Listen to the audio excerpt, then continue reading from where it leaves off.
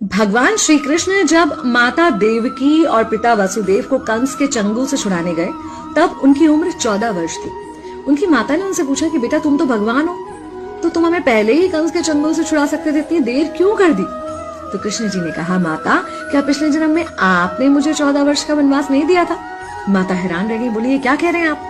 तब कृष्ण जी ने बताया कि पिछले जन्म में मैं राम था और आप थी माता कैकेयी और आप ही ने मुझे 14 वर्ष का वनवास दिया था और कर्म फल से कोई नहीं बच सकता माता, इसलिए आपको 14 साल का ये दुख सहना पड़ा।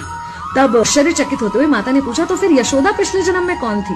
कृष्ण जी ने बताया, वो थी माता कौशल्या, जो 14 साल तक अपने पुत्र से अलग रही थी। उन्होंने उस दुख को सहा था, इसलिए इस जन्म में 14 साल मैं उनके पास रहा और मेरे साथ रहने का माता और पुत्र के प्रेम का सुख उन्हें मिला।